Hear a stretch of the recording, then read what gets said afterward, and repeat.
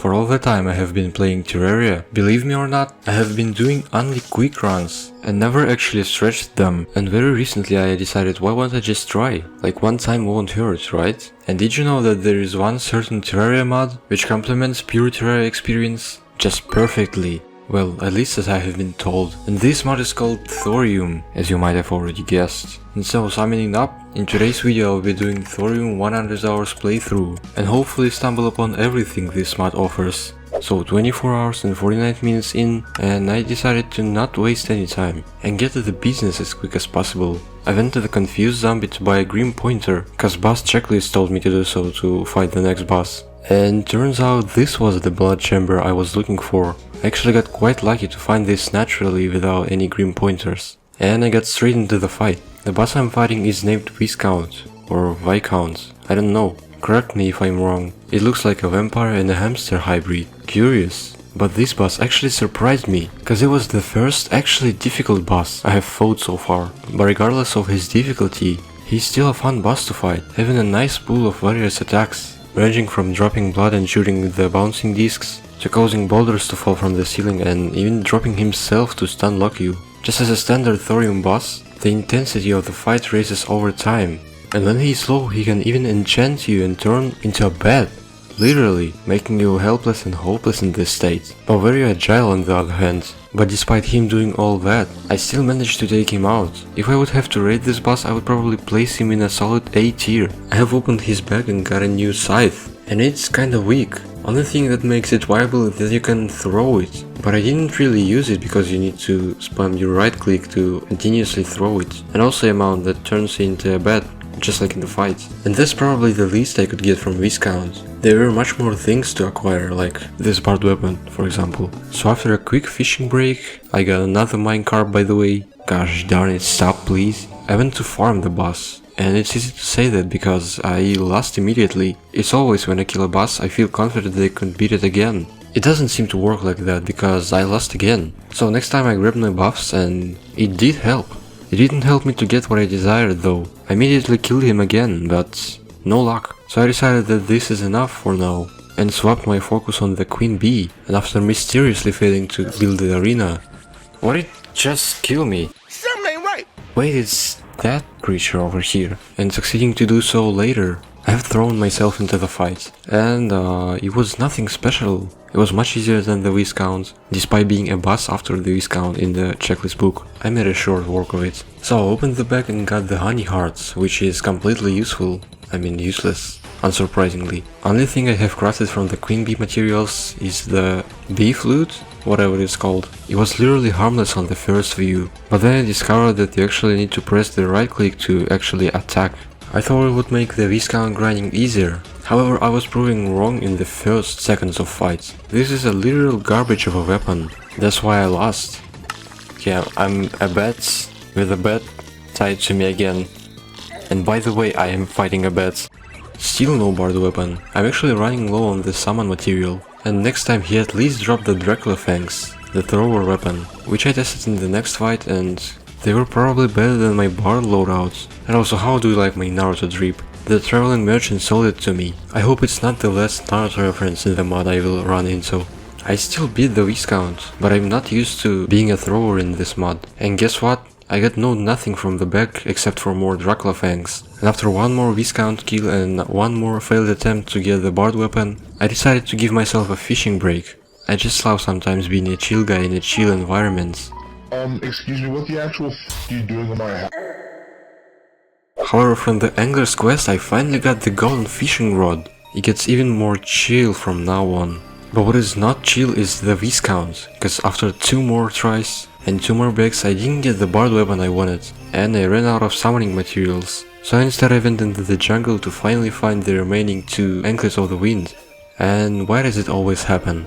I found the fiberglass fishing rod after getting the golden one. I died from depression and continued searching for the anklets. This time in the other half of the jungle, and I found this hag witch, which killed me while I was building the Queen Bee arena. Guess you can call that a revenge. I was having no luck for approximately next 30 minutes, finding everything except for the anklets. But eventually I found both of them, and now I have 3 pairs of lightning boots. Amazing, that was definitely worth the time. And also from the next fishing quest I got the super absorbent sponge. And went into the snow biome. Guess what I want from here? Yeah, 3 pairs of ice skates. And believe me or not, I wasted the rest of the session, which was 1 hour, and found just 1 pair of them halfway through. Oh. Wait, what? Why did the water chest spawn in such an awkward of a place? I mean, it's still in water, but there are just 4 blocks of water. And it managed to spawn in here. Dude, what are those crazy chest spots to spawn in? For comparison, I found 2 web slingers, which is the rare spider biome loot, and probably enough blizzards in the bottle for 6 bundles of balloons. I was drinking one spelunker potion after another, and after exploring almost the whole ice biome, I said screw it and went fishing. Now guess what I got from the angler? Another minecarp. That's the 4th one, I believe, and then call it a day. So 28 hours and 20 minutes in, and guess what I'm here for? Of course, to search for the ice skates. Hey, but here's actually some good news. I found another pair of ice skates at approximately 22 minutes of this session. That's definitely a good start. The bad news are that I had to deal with the goblin army, and that I eventually ran out of hope to find a 3rd pair of ice skates, and also most likely ran out of chests where these could be. So instead I figured that fishing would be a better option. From the first fishing session I got 4 boreal crates, and none of these contained the ice skates. I got worse luck on the second one and got only 2 boreal crates. And yet again no luck. I repeated this cycle one more time and went to fish for the quest fish. And from the angler I finally got the highest fishing line, and finally made myself a fishing kit, or whatever it's called. When this happened I renewed my spirits and fished up whopping 12 crates this time. And I finally got the 3rd pair of ice skates, and upgraded to 3 pairs of frostpark boots. So hell yeah, I did it! But it hurts to realize that it's only the beginning. Now let's get to the problematic part, the lava waders. Dude, give me a break. So I went to the Underworld, started fishing and killing the enemies at the same time. Of course immediately fished up the bottomless lava bucket and the sponge, and shimmered the magma stone, so we have 2 lava charms now. Then I started farming enemies and got the obsidian rows in roughly next 10 minutes, and I already had 1 pair of water walking boots. So, 1 pair of terraspark boots is done. And also there is a potion in Thorium that increases spawn rates even more than the battle potion, but it requires some sort of a lava fish, crack gut fin or something, I don't remember correctly. That's not the point. I fished for it and there was another type of crate, which replaces the scarlet chest. So the potions I was talking about called Warmonger potions. I used it now and started farming the enemies. It was doing great combined with the bubble potion and the water candle. But let's be honest, it's nothing close to Zerg potion from Calamity. I farmed for 10 more minutes and called it a night.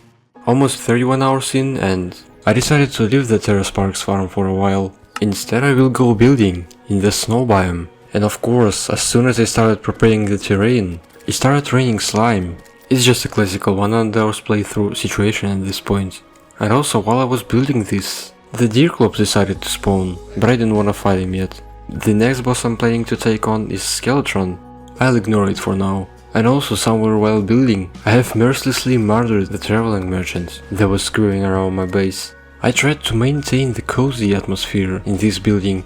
It wasn't really Christmas at the point I was recording this, but at least it fits the theme now. And I like messing around with yew wood and the boreal wood. They look kinda similar to each other. And do you remember this station that allows you to swap between Halloween and non-Halloween mode? Well, there is a Christmas counterpart, and I decided to place it there. And here's how it looked when I was done. And I got quite a lot of crates when I was fishing for stuff. And look what I managed to get from the thorium crates. Allows you to see what's biting you. Hoop? Wait, what? Wait! It's the infinite sonar potion, what?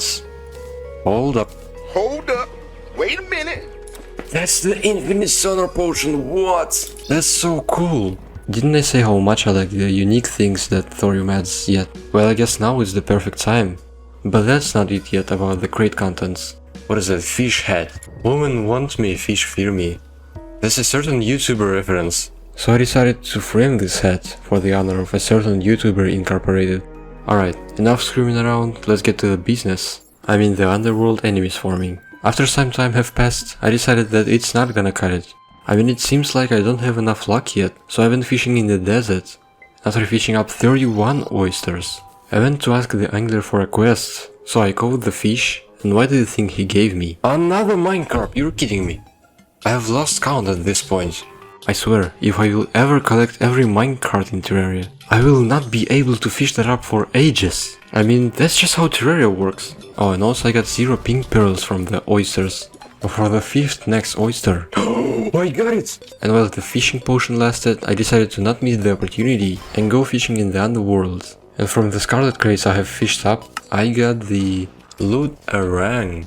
Pick up items from afar and stuns enemies. Wait, the Binding of Isaac have the similar item. This is a literal Binding of Isaac reference, isn't it? Yeah, most definitely this is the boomerang reference from the Binding of Isaac. And from the obsidian crates, I got the lava-proof fishing hook. So I think I have maxed out my fishing loadout for now. Managed to get another obsidian rose. And there is another problem. I don't have any more water walking boots. So I've been fishing in the ocean. There was the new fish-related summoner weapon. And besides the seaside crate, you could fish the aquatic depths crate in the ocean, and it kinda does not help me at all, since there is less chance to fish up the seaside crate now. And just as expected, this crate drops the aquites and this biome chest contents. I also have fished up this headfish. There is a fish head and the headfish, so I have framed it as well. And also have fished up the new pet for myself, so I am now surrounded by 2 fishes. I have wasted the rest of the session on fishing, and almost at the end I met the traveling merchant, which finally sold some dynasty wood and shingles, so I have replaced the snow biome's house roof with the shingles. I heard that quack, I mean.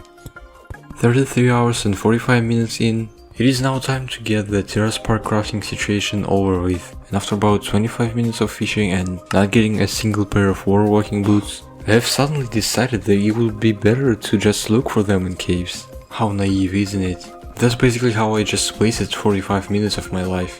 To be fair, that's what I'm doing in this playthrough, after all. However, I got back to fishing. And this time, after about 15 minutes... You got 1 pair. Alright, now the second pair of terrace parks is done. Feeling motivated that I will finally get this over with, I continued fishing. And after about 25 more minutes, I got the 3rd pair. Now we are finally done with the massive thing I have planned for this part. But that's only the side quest, and I have to include just another tiny bit of progression. So I went into the dungeon and started building the skeleton arena. So I was getting tired of these regular boring arenas. So in this playthrough I will only build the decorated arena so you won't have to gouge out your eyes again. So I was doing this for the next 30 minutes, mostly placing background support walls, and when I was done, I have thrown myself into some more attempts of getting the bard weapon from the Viscount. And this time I did. It only took 3 attempts. Then I reforged my brand new terrace parks and finally took some rest.